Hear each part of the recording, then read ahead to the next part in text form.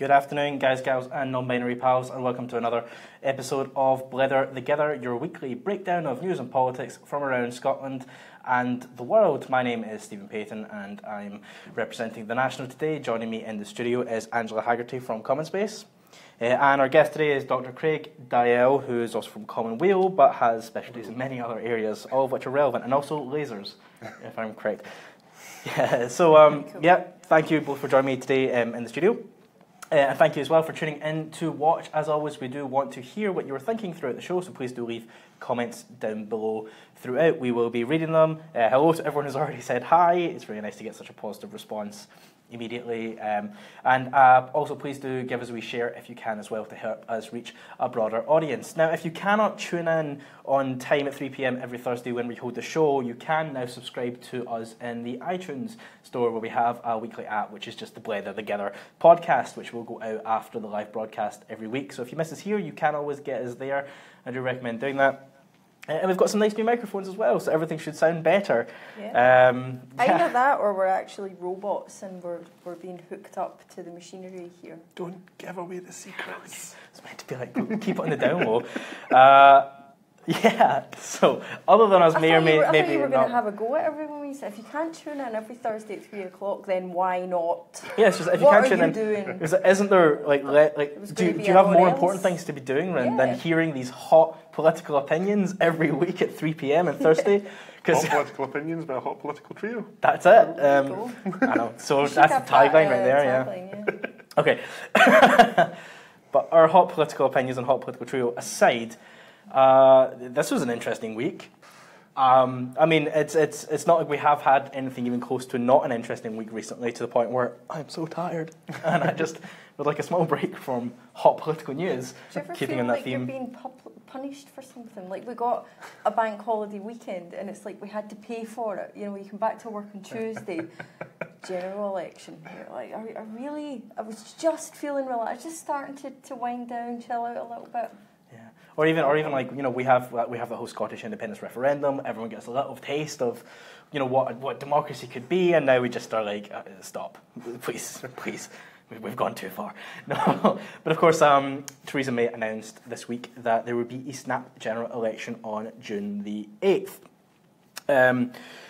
Basically looking to, in her eyes, reinforce the majority of Tory MPs in the UK Parliament. So at the moment there are only 17 MPs in terms of like a majority for the Tory party, but recent polls suggest that through this election they could increase that to about 112, basically putting them in a position of they can do whatever they want, which nobody really wants.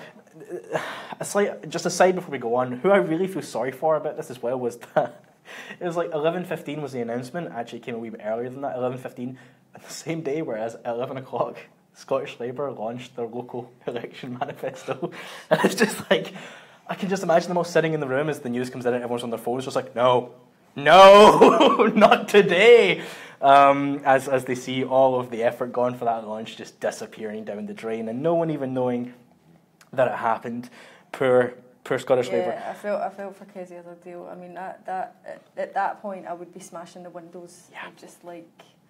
Just exasperated. Understandable. So very frustrating. What a wee shame. But so Craig, obviously you're a bit of an expert in constitutional politics. Can you walk us through a little bit of, I guess, sort of the logistics of how this can happen and how it's going to work? Well, you mentioned that with a majority of 100 odd, the Tories can do whatever they want. They've got a majority of 17. They can do that right now. Yeah. They didn't need this election to try and bolster their numbers to get that majority. So what's it really about then? Well, while they'll never pass up the chance to give Labour a good kicking while they're on the floor, that wasn't the primary purpose of this, I don't think. I think there's maybe a little bit of a tension within the Conservative Party to do with Brexit. Maybe Theresa May didn't have quite the full faith of some of her remaining Tory MPs and needs to buck up some numbers. Wasn't Brexit supposed to fix the last internal problem in the Tory party? I mean, are we just going to keep having elections and referendums while the Tories try and sort themselves out? It's quite interesting that how much UK politics revolves around internal Tory factionalism. Quite scary. Yeah, and we'll come back to that. But no, you're right. It's this snap election isn't necessarily about reinforcing the number of Tory MPs, because they do have a majority already. Yeah. It really seems it's about basically finding a way to quash any people complaining about the Brexit that we're moving towards. Because when we went and voted, there was no idea of what Brexit was going to be. It was just Brexit means Brexit, and then it was a red, white and blue Brexit. And now we know it's probably going to be a hard Brexit. Realistically, Theresa May is going to walk away with nothing. And it sort of feels like this election is about saying, this is the Brexit we're having, vote us back in again, when they're already very popular south of the border and know they'll get those votes. And really basically so that from now on, whenever anyone's like, well, can we maybe try a soft Brexit? Can we maybe try the single market approach? They can turn around and go, hey, we did it. We had the votes, and we're doing this Brexit the way we I've wanted heard to. the other analysis, though, that actually what Theresa May is trying to do is get the hard Brexiteers in line so she can go for a softer Brexit. And apparently EU sources seem to think that that's what would happen. It kind of goes both ways on this. I think she's probably going to have to soften on some parts, which will annoy the hard Brexiteers. She's probably going to have to harden on other parts of the deal as well, which will annoy the moderates. She is in quite a difficult place within her own party on this. Yeah. And it is purely down to just a lack of planning, because we've come this far with nothing more than Brexit means Brexit. You know, we're walking into negotiations without a clue, without a plan. But does that mean, so obviously the selection process is now taking place for who's going to be standing in those seats. I mean, do you think the Tories are going to pap out some of the extreme hard Brexiteers or some of the softer Brexiteers? I would be watching their selection very closely to see if that happens. I don't know which way it will go. So it could go either way? It could. Or it does depend on whether... Yeah, whether she thinks she has to soften more than harden or harden more than soften, that could influence who she needs behind her to back that up. See, but I understand the perspective you're talking about, Angela, of potentially trying to make it softer by getting rid of some of the hard Brexit. She was a Remainer, remember? She was a Remainer. Yeah. But at the same time, though, I mean, I think as much as she was a Remainer, looking at Theresa May's kind of more political history, like the immigration go-home vans, like, I mean, sort of a more international approach, I personally do not see necessarily reflected in her past, and I don't know if that's going to maybe... It depends, so when we're talking about softer, then we might be talking more about the economic aspects and deals of what's to come, rather than some of the other issues that are affected by the EU. But it's difficult to say. Theresa May's done a really good job of rebranding herself from a Remainer to someone that says Brexit means Brexit. Yeah. You know, she said all the right things to kind of appease that, but I'd be incredibly surprised if a Remainer had really had a conversion to that level in that space of time. She's the leader of the country and now has to implement the will of the referendum. We get that. But if she was a sceptical Remainer to begin with, because she could see the damage that Brexit might do to the economy, to the country, presumably she still knows that. So I don't know. It's difficult to say. Rhetoric's one thing, but what's actually going on behind the scenes might be a very different thing, and it's really difficult to tell at the moment. It is chaotic. Yeah. Which actually, I kind of want to throw it out, I guess, to our viewers who are watching or listening, wherever you are as well. Like, how do you feel about it? I mean, as Craig pointed out, this is we've had 2 referendums now. Everything's kind of in turmoil, all basically off the back of what is essentially infighting or disagreements within the Tory party. Mm-hmm. And we just have this thing where the entire country is basically in chaos, all because of some people trying to make a little power grab here and a little power grab there. How do you feel about it? We want to see down in the comments so we can hear your thoughts about it as well. But okay, I guess coming back to what you're saying, I guess the alternative approach. I mean, do you think we're going to start to see a more softening approach after this election? I honestly do not know. Because it's, as we say, this is a result of a schism within the Tory party that David Cameron thought he could quash by having the EU referendum. He took the gamble and he lost. And as a result of that being a gamble that he didn't think he would lose, there was no plan. There has never been any plan. So it really is sort of impossible to get any sense of where any of this is going, given that Article 50 has only just been triggered as well, so negotiations are only formally beginning. So we don't really understand the nature of it yet. It's all guesswork. It's all speculation, and I don't know how helpful it is, because I genuinely don't know. There's no other way to say that. I don't know, but what I do know is that this is going to be an absolutely massive, dramatic change for the course of the United Kingdom. Regardless, there's going to be big changes ahead. What I would think is it's really up to the people now to take some of that responsibility on and realise that it's up to every single one of you to play your part in shaping it in the direction that it moves in. It's not just about the politicians. So, I know a lot of people are like, oh, general election, God's sake, another referendum, and I love elections. I think it's great. Do you not get a buzz when you go to the polling booth and you cast your vote and you know that you've played a part in your democracy? These are amazing times, amazing constitutional times that nobody could have predicted when I was a kid, for example. Even 10 years ago, you couldn't have seen this situation. You can actually become active and play a part in that. You can try and change the course of things. And if the first Scottish independence referendum showed anything, it showed that people can do that. Grassroots movement can make a big difference, and we're still seeing the repercussions of that today. So yeah, I'm sort of like, yeah, this is traumatic. There's a lot of turmoil, but you can choose to be kind of like really put out by that, or you can choose to embrace it a wee bit. I think it's like reality TV for political geeks. It's like Big Brother and the X Factor. You get to decide who stays and who goes and all of that kind of stuff. I'm right into it. Give me my wee pencil. And maybe as a woman as well, I like going to the polling booth knowing, there was a time when we couldn't do this. Now we can do it. I always make sure to put a nice wee jacket on and go to the polling booth. Are you now advocating that when they do have the leaders' debate, we all get to phone in and vote for our favourite? Oh, I think, I've said before, I think we should have like water balloon. The audience should get water balloons and you can throw them at people when they start talking over each other. And yeah, we were talking about the idea of giving people 140 on Twitter this week, 140 seconds to answer the question. And they can answer with memes, things like that. Yeah, we need to shake up the leaders' debates a bit. We could even introduce basically a sort of a fact check. Let's go back to the Funhouse days, like a fact check gunge pool. Where it's like everyone's suspended above, and then the second is like they say something incorrect. It's just the chair falls and in they go to the pit, into the pit of lies below. I'd watch that. That would motivate the voters, I'm telling you. We'd see a surge in democracy. Okay, but speaking of this X Factor, choose who stays, who goes. Obviously, people are going to be watching and really interested to see who's going to keep their seats. And I think there's sort of a little bit of a divide again between how that conversation is going in Scotland just now versus how it's going in England, where obviously... Divisive nationalism. Anyway, but the point is, it's still going to be a different conversation. And it was interesting because after... people kind of got it together, and I was actually very cynical immediately afterwards, shock.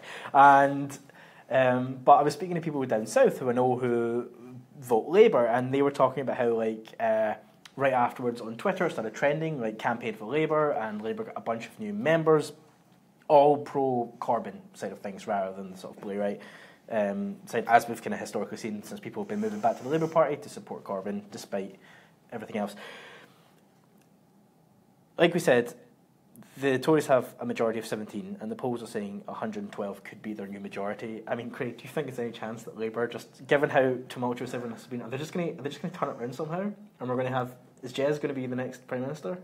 Are you asking me to make a political prediction? Yeah, go for it. Given the history of political predictions, give it a shot over the past few years and how well all the pundits have turned out on them. Get ready to cut this little bit of video out. Play it back to Craig from now on. But yeah, I mean, do you think, is there any chance that Labour are going to turn this around? No, I don't think so. I think at absolute best, he might be in the position of needing some form of coalition, but even that's well on the horizon, and he's already ruled that out, actually. Well, I mean, what he says he'll rule out now compared to after the votes come in. It's okay, we're allowed to change minds. Theresa May does it all the time. Yeah, I mean, she ruled out a snap election 5 times before turning around and she voted Remain. Exactly. I'd actually be looking at the Lib Dems, to be honest, and seeing how well they do, because they seem to be on a bit of a forward footing at the moment.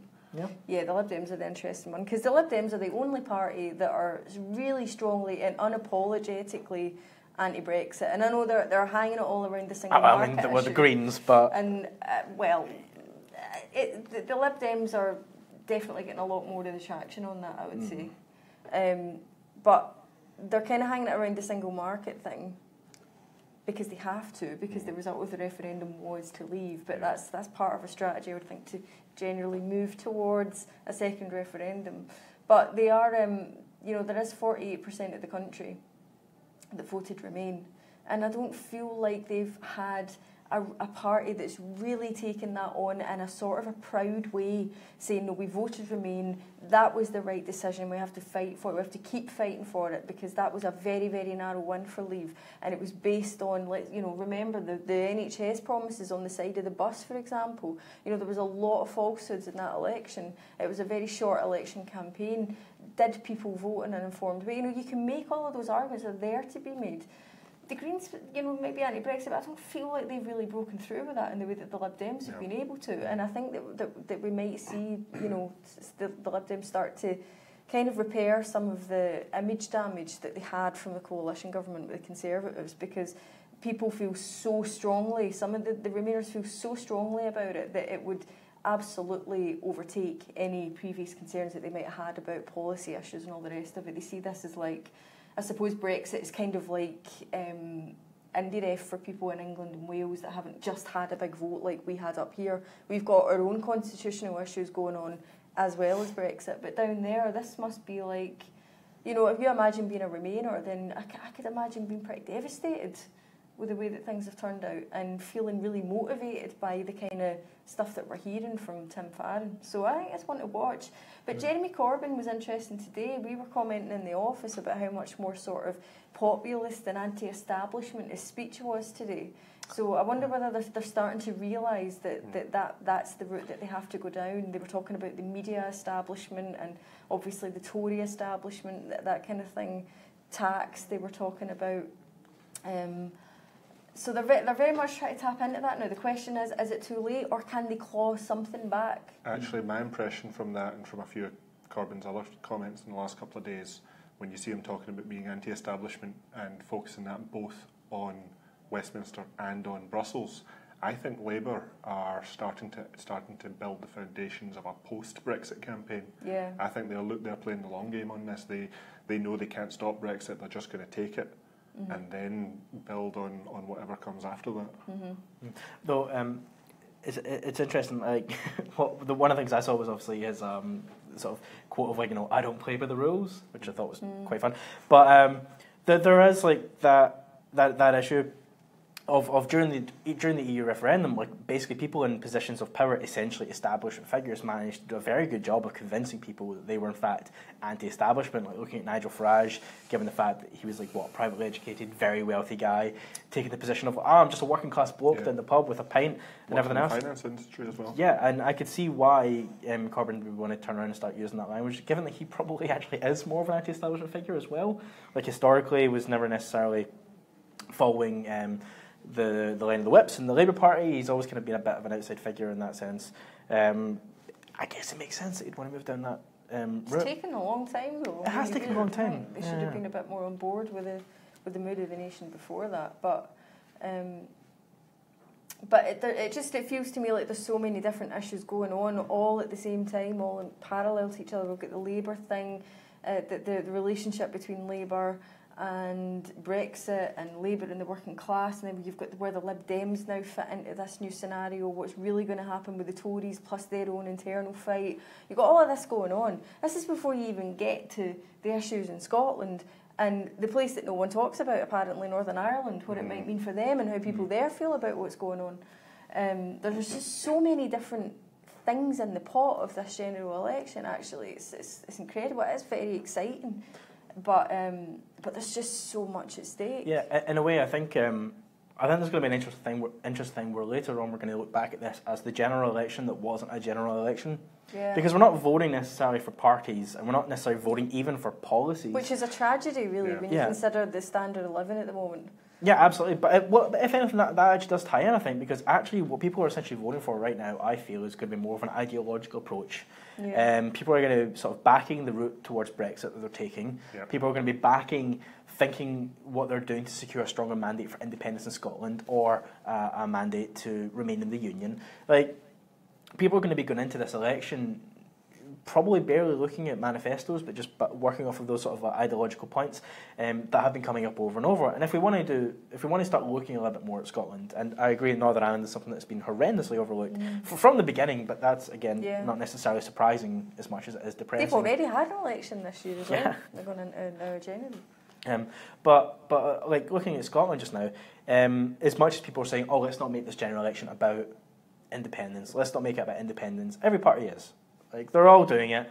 I think the SNP's just given into that more. I think so too. It has to be kind of people. These are the lines that people are going to argue over, so just argue them like hell. Yeah, seems to be the Tories are doing it. Labour are doing it. I assume the Lib Dems are doing it, although I haven't seen anything from them in the last couple of days, but that's just because I've been away, not because they've necessarily been quiet. Sorry, Lib Dems. But there is an argument, and I think there's going to be this interesting line drawn with if this vote ultimately is about securing Theresa May's right to pursue the Brexit that she wants, whether that's a hard or a soft one, if it's about securing that, then Scotland returning a majority of pro-independence MPs is ultimately going to be about securing a mandate to hold a second referendum. And I think it's going to be very hard for Theresa May to argue against that if that's the exact tactic that she's using. What they're going to do is, if the Tories pick up some seats in Scotland and reduce the SNP majority, and remember, the SNP's majority is pretty unprecedented, 56 out of 59 MPs in that 2015 surge was, I remember people talking about the possibility that could happen and thinking, there's no way that's ever going to happen. I'll put them in like the mid to late 30s or something. You just couldn't see it. It was an incredible night, if you remember that. I'm sure you do. So I think that they're just going to try and play the idea of even a drop in SNP support as a drop in support for a referendum, as muddy in the waters about what it is that people really want in Scotland. And we can argue till the cows come home about whether that's true or not, whether it actually reflects that. But that's certainly how certainly how Ruth Davidson, I think, will argue for it. So they're just looking for enough of an increase in their support to allow them to do that in terms of ScotRef. I saw a tweet this afternoon that said if the SNP won the election but Nicola Sturgeon lost her car keys, Theresa May would declare it a defeat. Yeah. It's very tricky for the SNP because it doesn't matter whether you're still returning 50 MPs, it's still ridiculously high majority. It doesn't matter. It still would constitute a drop. And that is by definition a negative. You have lost something, you've lost support. So it's going to be so hard for them to return, I think, 56 MPs. But we could be wrong. I mean, we could see a total Tory wipeout in Scotland. Remember, in the 2015 general election, I think they actually returned their lowest share of the vote in something like since early 19 something or other. So the support for the Tories in Scotland is not quite all it seems when you start to dig down into the data. So who knows? But I think we're fighting this along much clearer constitutional lines in the 2015 general election. And the thing that strikes me is that in the 2015 election, yesers were motivated to go out and vote. They sort of needed something to put all of that energy into. They did that in the general election. You had a lot of people furious with Labour, with the Labour Party, working class people that wanted to punish Labour, I think, and they did that. Now, this time, I think you're going to have more unionist voters going out to vote because it's going to be an IndieRef issue. So that maybe could change things. And I wonder whether the working class kind of vote that might lean a little bit more towards Leave than Remain, I wonder whether they're the ones that might start to feel a little bit more disillusioned with everything that's going on. And they would tend to be yes voters. And so... But would they vote Tory? No, they just might not vote. They might not vote, That's what I think. It's more of a... What yes might need to worry about more is people not coming out. Yeah. I think the unionists might be more motivated to go out than they would have been in 2015. And keep in mind in 2015 as well, the Tories hadn't necessarily established themselves as the party of the union. They've taken a lot of support from Labour in that sense, since Labour kind of weren't as strong on it to begin with, and then by the time they had come round to like the whole stronger together motive, it was kind of too late. Like the Tories had already hoovered up a lot of that support, and arguably are keeping it. So yeah, I think going into this next election, it will be different, and I think in a lot of ways it will be a battle between the SNP and the Tories, and that's already the way it's being framed in Scotland by the SNP, probably deliberately, but also probably correctly in this sense. It will be very interesting if the Tories do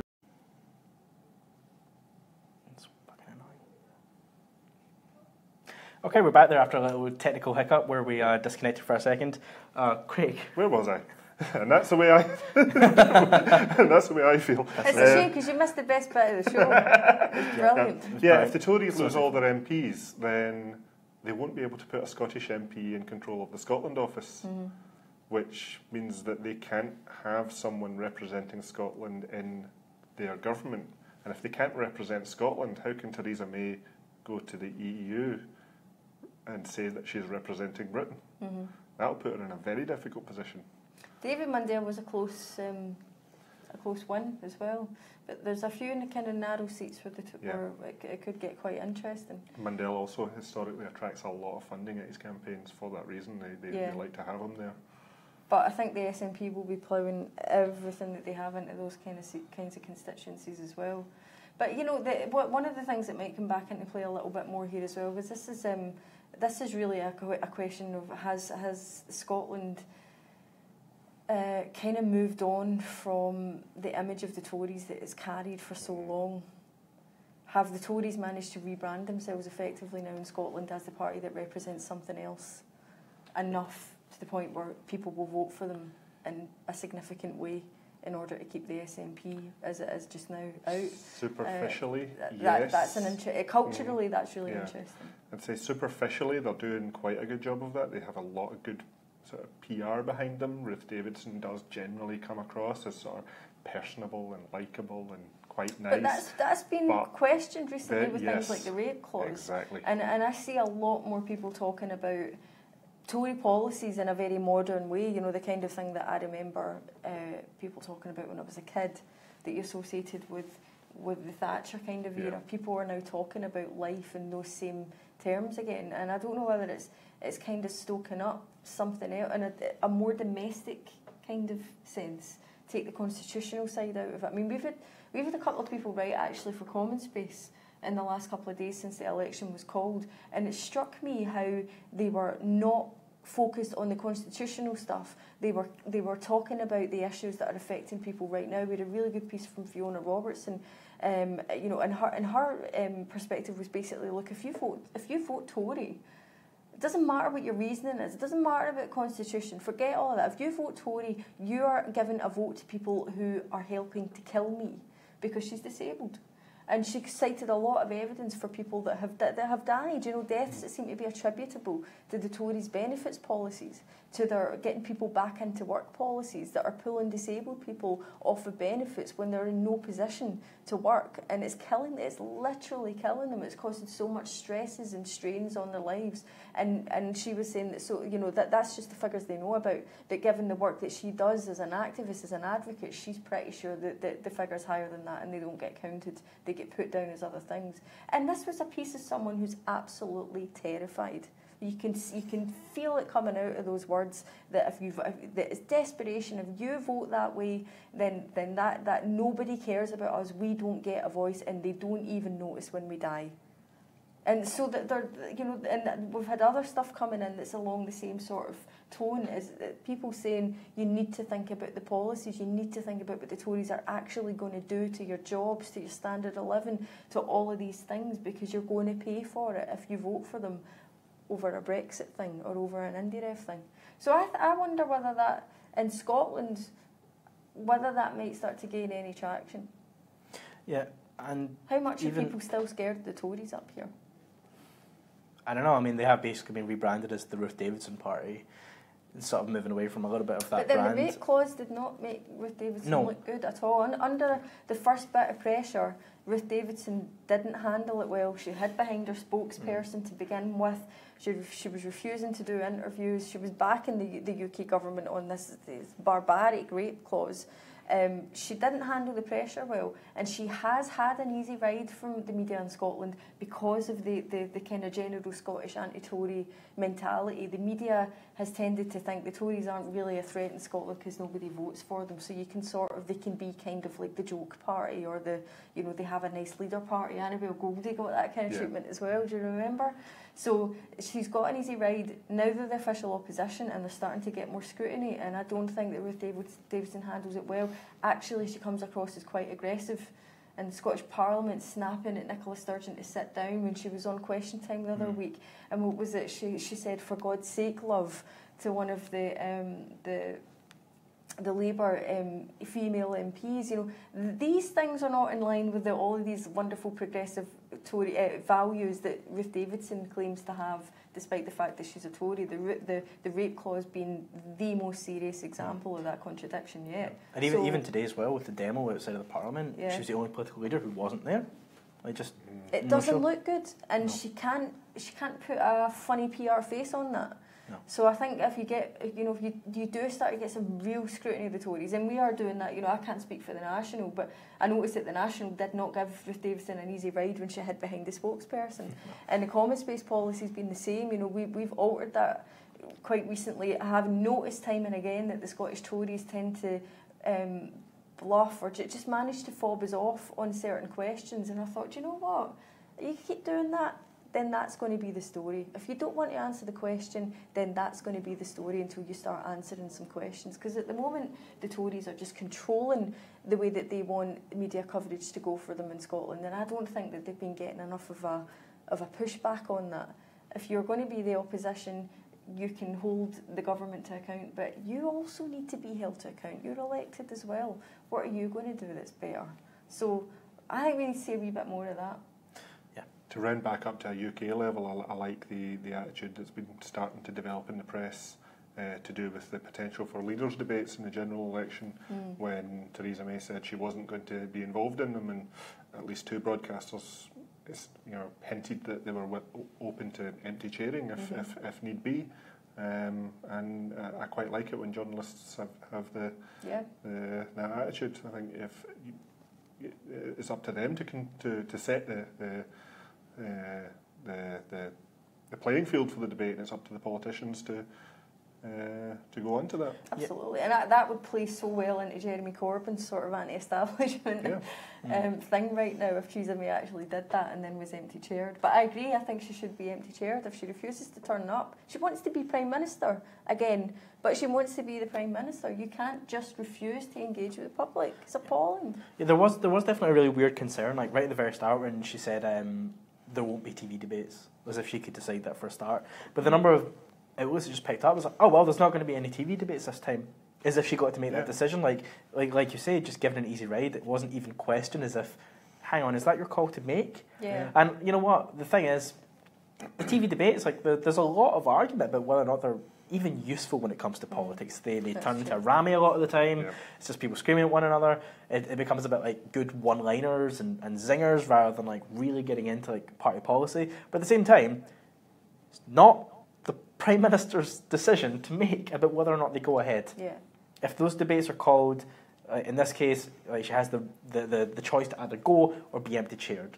Like, she doesn't get to make that call. That's down to the broadcasters and down to the viewing public as well if they want to tune into that. There's a really awful reflection on the broadcasters if they don't go ahead with these debates now, because we all know that they've asked people to take part in them. I think they have to go ahead with them. But yeah, I mean, it's appalling to me. Absolutely, incredible arrogance to just refuse to do it or to demand the format that it takes if you're going to do it. Shows how out of touch I think that type of establishment thing is. People like that. People in these positions are used to getting things their way. That's the truth of it. But yeah, I'm all for the empty chair and go for it. Yeah, same. I'd like to see that. Okay, we're starting to come into the last sort of 5 to 6 minutes, 7 minutes of the show. So there was one thing I did want to bring up, which is still election related, but we're going to take the focus a little bit off the Tories, which is as you bring it on to Tim Farron. So if we're talking about the Lib Dems, as we did earlier on, and how they could be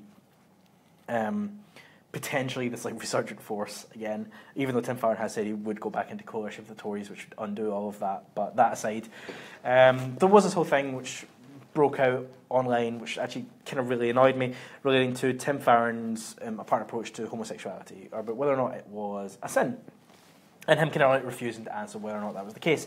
And this frustrated me a lot, but not necessarily in the way that people necessarily might expect, because what I actually saw was people essentially using the LGBT community as a stick to beat Tim Farron with, rather than people who've necessarily been kind of like championing equal marriage this entire time.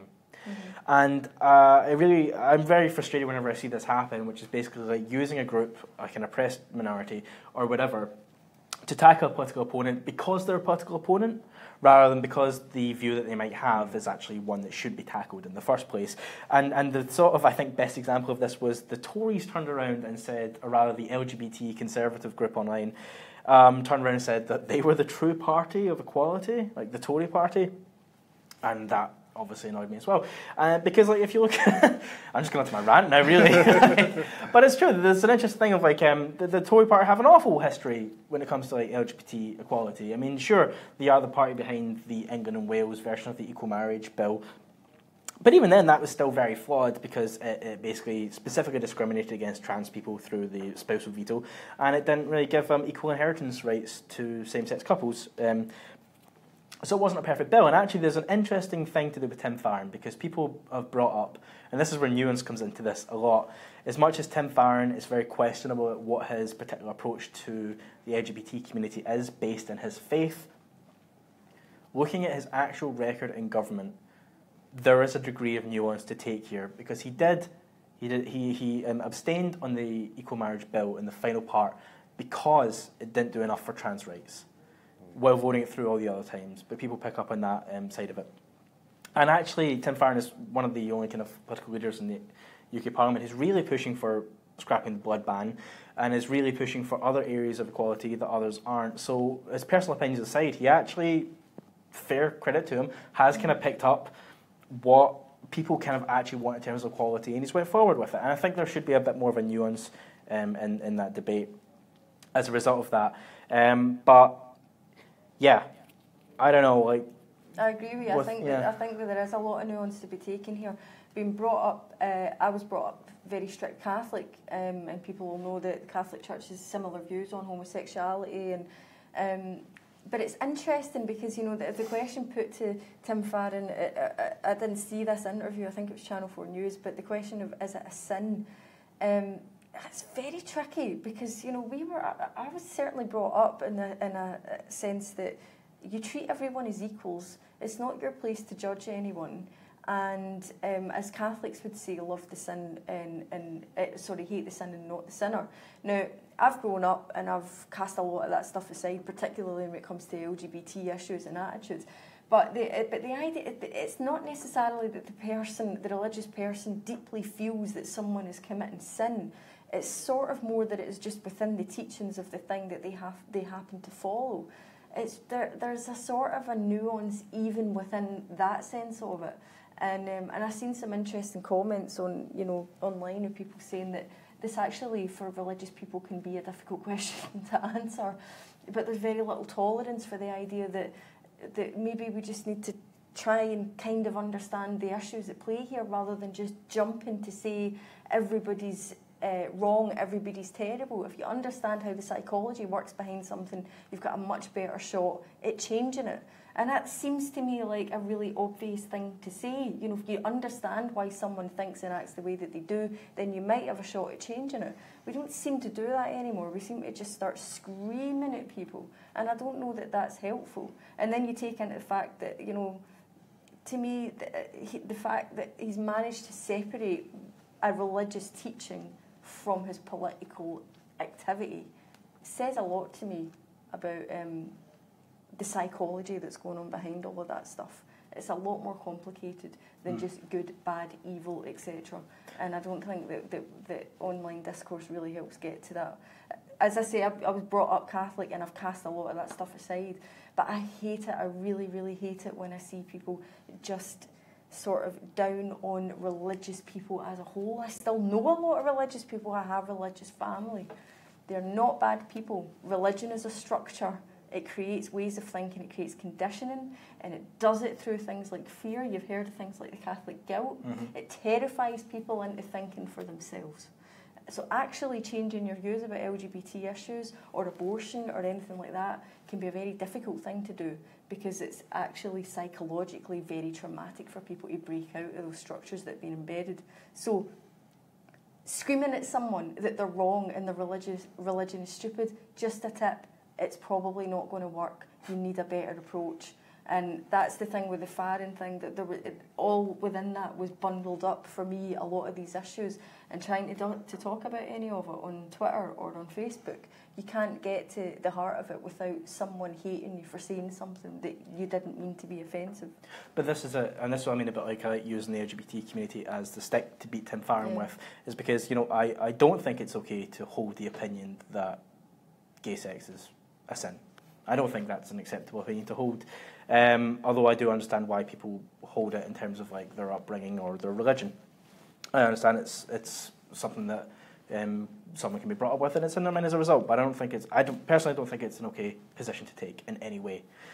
But Tim Farron's actions have kind of backed up that he is at least doing stuff about it, which is why when it was just like this like thing that was just being beaten against him, I didn't feel like it was people who had actually looked at his record. I didn't feel it was people who were actually supporting the LGBT community. It was people who just saw a political opponent and a way to take a shot at them. And that frustrated me a little bit. But in terms of like something positive to do with the LGBT community as well, the TAG campaign has had something of a success in the Scottish Parliament this week as well, which was that as voted through at the SNP conference, after much campaigning by the TAG campaign, the Scottish Government will be establishing a working group which the TAG campaign will be on. And for those who don't know, the TAG campaign is the Time for Inclusive Education campaign, to make it mandatory, essentially, that schools will teach about LGBT issues, whereas at the moment that is not the case.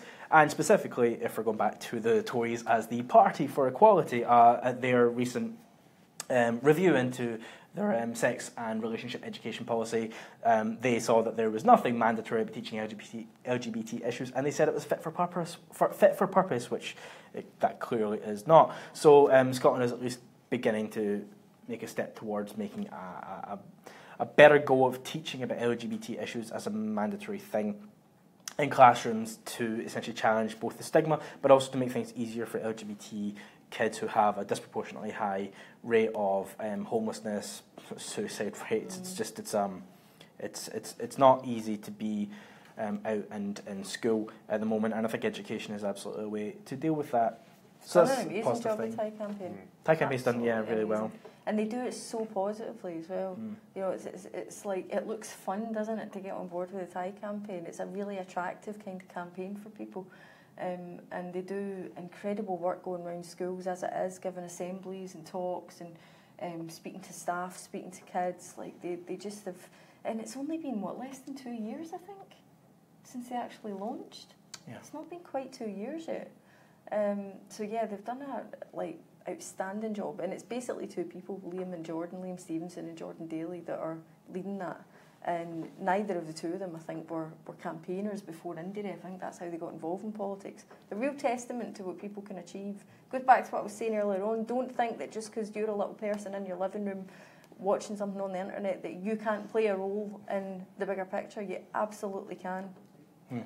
Yeah, it's certainly been a far cry from the days of the likes of, what was it, Section 38 in the late 90s? Yeah. Section 28 around the Tories, yeah.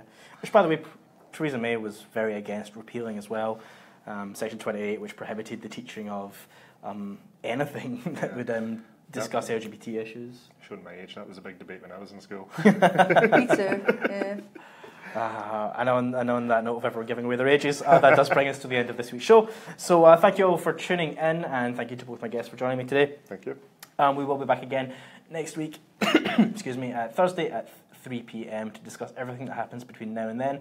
I imagine we're probably going to be talking more about the election and a little bit more about the council elections, who've definitely taken a bit of a shot to the head following the snap election call, which is very frustrating because the local elections tend to be overlooked a little bit anyway. So, you know, let's make a promise that next week we'll talk about the local elections more, because that's only right. But yeah, thank you for tuning in. If you do want to, like I say, listen to the podcast of this, you can do. It's on iTunes. Just search for Blether, Thegither. That'll bring it up. You can subscribe to us there. And thank you to everyone who commented and shared our video. Sorry for the little technical snafu about halfway through. But other than that, gremlins. We'll see you all next week. Thank you very much for tuning in. Bye. Bye-bye.